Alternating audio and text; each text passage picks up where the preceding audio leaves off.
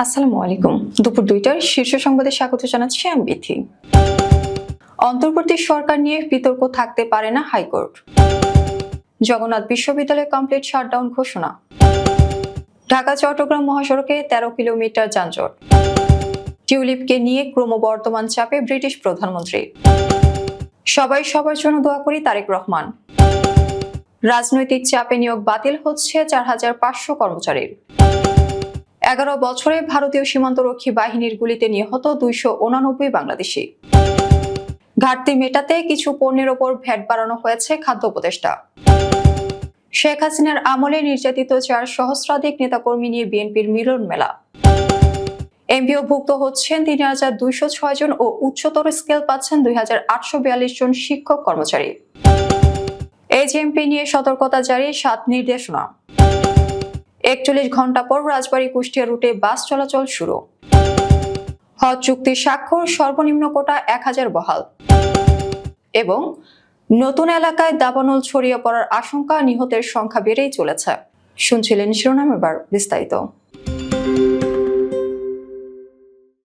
সংবিধানের ১০৬ অনুচ্ছেদ অনুযায়ী সুপ্রিম কোর্টের মতামত নিয়ে অন্তর্বর্তী সরকার যে শপথ নিয়েছেন তা চ্যালেঞ্জ করে করা রিট খারিজ করেছেন হাইকোর্ট। সোমবার বিচারপতি ফাতেমা নজিব ও বিচারপতি সিকদার মোহাম্মদ মাহমুদুর রাজির হাইকোর্ট বেঞ্চ এই রিট খারিজ করে এই পর্যবেক্ষণ দেন।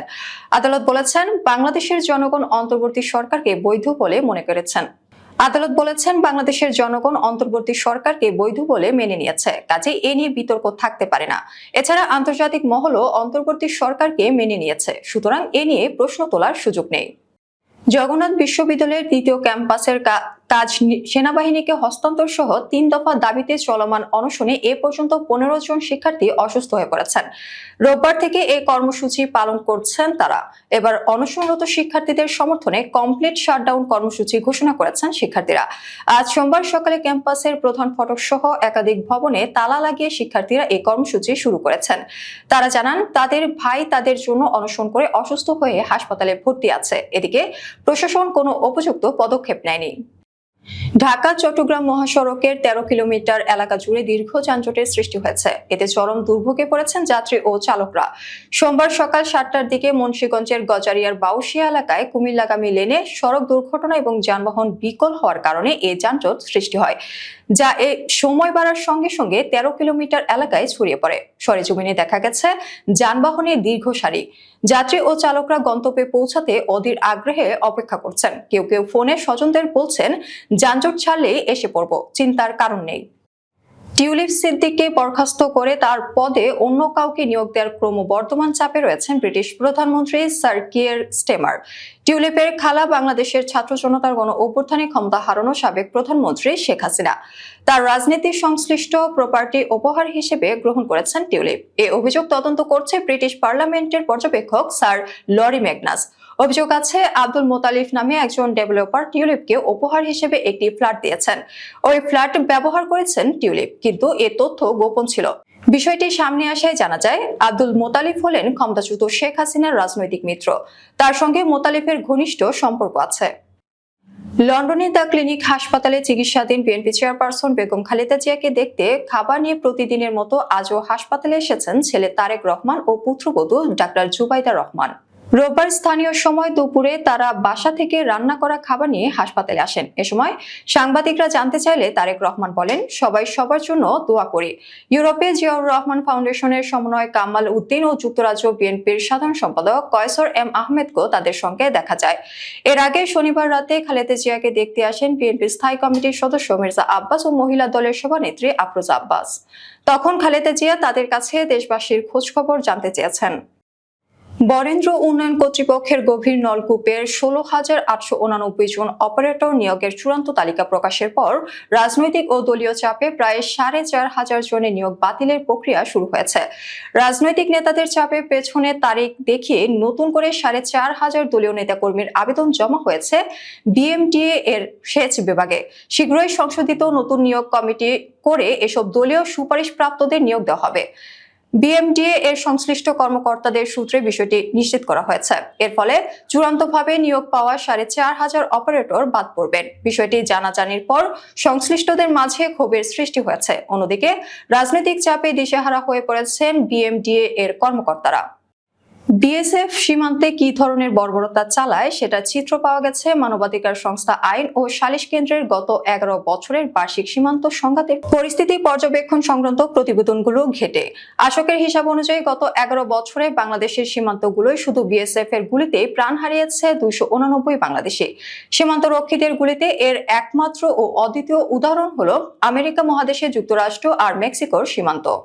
বাংলাদেশ, ভারত আর যুক্তরাষ্ট্র, মেক্সিকো সীমান্ত ছাড়া পৃথিবীর আর কোনো দেশের সীমান্তে এমন হত্যাযজ্ঞ চালানো হয় না।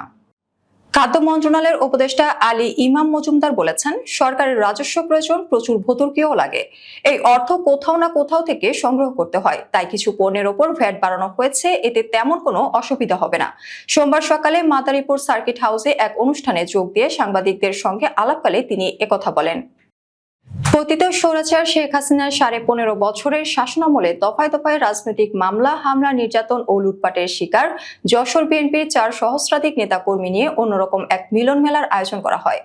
রোববার যশোর শহর থেকে 5 কিলোমিটার দূরে বিনোদন পার্ক জেস গার্ডেনে এই মিলন মেলায় মিলিত হন তারা। পিকনিক মুডে সেখানে সারাদিন চলে আড্ডা, হাসি, ঠাট্টা আর খানাপিনা। সেই সঙ্গে বিগত 15.5 বছরের ভীতিকর সময়ের স্মৃতিচারণা তো ছিলই। দেশের বিভিন্ন বেসরকারি শিক্ষা প্রতিষ্ঠানে নতুন নিয়োগ পাওয়া 3,206 শিক্ষক কর্মচারীকে এমপিওভুক্ত করার সিদ্ধান্ত নিয়েছে মাধ্যমিক ও উচ্চশিক্ষা অধিদপ্তর।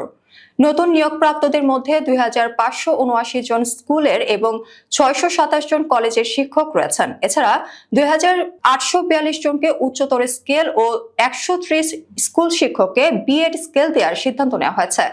সোমবার জানুয়ারি মাসের এমপিও কমিটির সভায় অংশ নেওয়া হয় বলে একাধিক কর্মকর্তা সূত্রে জানা গেছে। তারা জানান, রোববার মাধ্যমিক ও উচ্চশিক্ষা অধিদপ্তরের মহাপরিচালকের রুটিন দায়িত্বে থাকা প্রফেসর ডক্টর AQM শফিউল আজমের সভাপতিত্বে এক সভায় এ সিদ্ধান্ত নেওয়া হয়। চীনে আতঙ্ক ছড়ানো হিউম্যান মেটানিউমো ভাইরাসের আক্রান্ত রোগী দেশে শনাক্তের পর এ নিয়ে স্বাস্থ্য সতর্কতা জারি করল স্বাস্থ্য অধিদপ্তর এবং 7টি নির্দেশনা দিয়েছেন। ভাইরাস শনাক্ত হওয়ার পর রোববার সন্ধ্যায় এক সংবাদ বিজ্ঞপ্তিতে HMP ভাইরাসের কারণে স্বাস্থ্য সতর্কতা জারির কথা জানিয়েছেন অধিদপ্তর। পৃথিবীর অনেক দেশের মতো বাংলাদেশেও এই রোগের সংক্রমণ দেখা যায়। সম্প্রতি চীন ও অন্য দেশে এর প্রাদুর্ভাব দেখা দিয়েছে। এ কারণে বাংলাদেশে এর সংক্রমণ নিয়ন্ত্রণে রাখা আবশ্যক বলে জানিয়েছে স্বাস্থ্য অধিদপ্তর। রাজবাড়ী ও কুষ্টিয়া 2 জেলার পরিবহন শ্রমিকদের দ্বন্দ্বের জেরে 41 ঘন্টা বাস চলাচল বন্ধ থাকার পর পুনরায় এ রুটে বাস চলাচল শুরু হয়েছে। সোমবার সকাল 6টা থেকে বাস চলাচল স্বাভাবিক হয়। এর আগে শনিবার 2 জেলার পরিবহন শ্রমিকদের দ্বন্দ্বের কারণে দুপুর 1টা থেকে বাস চলাচল বন্ধ হয়ে যায়। এতে চরম দুর্ভোগে পড়ে যাত্রীরা। সৌদি আরবের সাথে বাংলাদেশের 2025 সালের হজ চুক্তি স্বাক্ষরিত হয়েছে। রোববার সৌদি আরবের জেদ্দায় স্থানীয় সময় সকাল 10টায় এই দ্বিপক্ষীয় চুক্তি সম্পাদিত হয়। বাংলাদেশের পক্ষে ধর্ম উপদেষ্টা ডক্টর আ.ফ.ম. খালিদ হোসেন এবং সৌদি আরবের পক্ষে সে দেশের হজ ও উমরাহ মন্ত্রী তৌফিক বিন ফাউজান আল রাবিয়া হজ চুক্তিতে স্বাক্ষর করেন। চুক্তি স্বাক্ষর অনুষ্ঠানে ধর্ম উপদেষ্টা বাংলাদেশের সার্বিক হজ ব্যবস্থাপনার অগ্রগতি নিয়ে সৌদি হজ ও উমরাহ মন্ত্রীর সাথে আলোচনা করেন। এ সময় ধর্ম উপদেষ্টা বাংলাদেশি হজ এজেন্সির প্রতি সর্বনিম্ন হজ যাত্রীর কোটা 1000 হতে কমানোর বিষয়টি পুনর্বিবেচনার জন্য সৌদি হজ ও উমরাহ মন্ত্রীকে অনুরোধ করেন। কিন্তু সৌদি হজ ও উমরাহ মন্ত্রী এজেন্সির প্রতি সর্বনিম্ন হজ যাত্রীর কোটা 1000 বহাল রেখেছেন। যুক্তরাষ্ট্রের লস এঞ্জেলস শহরে বিস্তীর্ণ এলাকা টানা 6 দিন ধরে ভয়াবহ দাবানলে পড়ছে। এতে নিহতের সংখ্যা বেড়ে 24-এ দাঁড়িয়েছে। বিপজ্জনক ঝোড়ো বাতাসের গতি বাড়ার সতর্কতা জারি করেছেন সংশ্লিষ্ট কর্মকর্তারা। বিবিসির প্রতিবেদনে বলা হয়, দাবানলে যুক্তরাষ্ট্রের দ্বিতীয় বৃহত্তম এই শহরে বড় অংশ কার্যত ধ্বংসস্তূপে পরিণত হয়েছে। এতে ঘরবাড়ি হারিয়েছেন হাজারো মানুষ। প্যালিসেডস দাবানলের বিস্তার ঠেকাতে অগ্নি নির্বাপনের ব্যাপক উদ্যোগ নেওয়া হয়েছে। তবে দাবানল, ব্রেইনউড এবং অত্যন্ত ঘনবসতিপূর্ণ সান ফার্নান্দো উপত্যকার দিকে ছড়িয়ে পড়ছে।